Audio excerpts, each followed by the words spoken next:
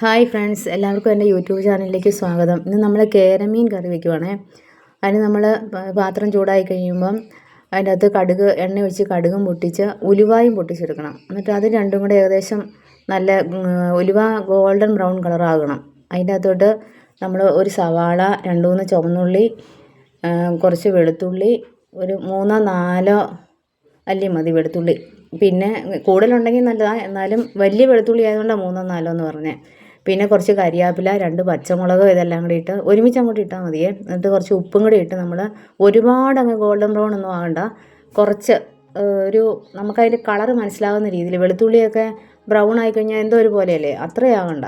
എന്നിട്ട് അത് ഏകദേശം ആയി കഴിയുമ്പോഴത്തേനും ഈ ഭാഗമൊക്കെ ആയി കഴിയുമ്പോൾ അതിനകത്തോട്ട് കാശ്മീരി ചില്ലി എവിടെ ഉപയോഗിക്കുന്നത്, കുറച്ച് കാശ്മീരി ചില്ലി എന്നൊരു 5 സ്പൂണൊക്കെ വേണം. കാരണം അതിന് എരിവില്ലല്ലോ. മറ്റേക്കൂട്ട് മുളക് ഉപയോഗിക്കുമ്പോൾ ഇവിടെ എല്ലാവർക്കും വയറുവേദനയൊക്കെയാണ്. അതിന് ഭയങ്കര ഒരു കുത്തൽ പോലത്തെ ഒരു ചുവയാണ്. ഞങ്ങളിവിടെ ഇതാണ് ഉപയോഗിക്കുന്നത്, അതുകൊണ്ട് 5 സ്പൂൺ എന്ന് പറഞ്ഞത്. അതിന് ഇച്ചിരി മഞ്ഞൾപ്പൊടിയും കൂടി ഇട്ടിട്ട് നല്ലപോലെ മിക്സ് ചെയ്യണം. കുടംപുളിയും കൂടെ അതിൻ്റെ അകത്ത് ഇടുന്നത് 4 കുടംപുളിയൊക്കെ വേണം, കുറച്ചുണ്ടല്ലോ. എന്നിട്ട് അത് നല്ലപോലെ ഇങ്ങനെ അതിൻ്റെ പച്ചമണം മാറുന്നോടം വരെ വഴട്ടി ഇങ്ങനെ ഒരു കളറ് മാറി ഒരു ഇടം ബ്രൗൺ കളർ പോലെ വരുമല്ലോ, ഒരു റെഡ് കൂടിയൊരു കളറ്. അന്നേരം അതിൻ്റെ അകത്തോട്ട് നമ്മൾ ക്ലീൻ ആക്കി വെച്ചേക്കുന്ന മീൻ വെള്ളമില്ലാണ്ട് വാരിയിടണം. എന്നിട്ട് ആ മീനും ഈ പൊടിയും കൂടി ഇളക്കി നമ്മളൊരു മെഴുക്ക് വരട്ടിയൊക്കെ പോലെ ഡ്രൈ ആക്കി എടുക്കണം. അത് കഴിഞ്ഞേച്ച് നമ്മൾ അതിൻ്റെ അകത്തോട്ട് ഈ ഡ്രൈ ആയി കഴിയുമ്പോഴാണ് നമ്മൾ ആവശ്യത്തിന് വെള്ളം. ഇപ്പോൾ അതിൻ്റെ അകത്ത് എല്ലാ ചേരുവയും ആയിട്ടുണ്ട്. അപ്പോൾ തന്നെ പെട്ടെന്ന് തന്നെ അത് അങ്ങ് അബ്സർവ് ചെയ്തെടുക്കും ഈ സംഭവങ്ങളെല്ലാം, ഈ മീനെ.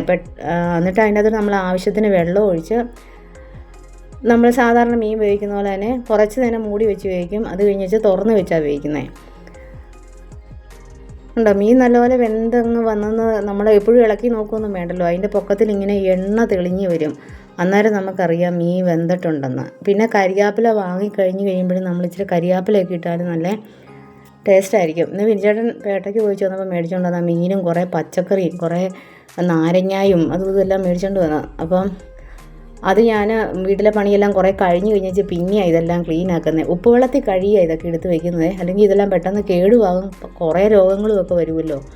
അതുകൊണ്ട് എല്ലാം ഉപ്പുവെള്ളത്തിലാണ് കഴിക്കുന്നത്, എന്നിട്ട് തുടച്ച് വയ്ക്കും. ഈ വെള്ളമൊക്കെ വയ്ക്കുന്ന ആ ഫ്രിഡ്ജിൻ്റെ ഭാഗത്താണ് ഈ തക്കാളിക്കൊക്കെ വയ്ക്കുന്നത്, അല്ലെങ്കിൽ അതെല്ലാം കേടായി പോകുമല്ലോ. പിന്നെ നാരങ്ങയൊക്കെ കൂടുതൽ കെട്ടി വയ്ക്കും, പ്ലാസ്റ്റിക് കൂടിൻ്റെ അകത്ത് കെട്ടി. പിന്നെ മാങ്ങയൊക്കെ ആണെങ്കിലും എടുത്തിട്ട് പുതിയത് ഉണ്ടാക്കി വെക്കാറായി, പഴയ തീരാറായി. അപ്പോൾ ഇന്ന് ഇത്ര ഉള്ളേ. എല്ലാവരും ലൈക്ക് ചെയ്യുകയും ഷെയറും കമൻറ്റും സബ്സ്ക്രൈബും ഒക്കെ ചെയ്യണേ.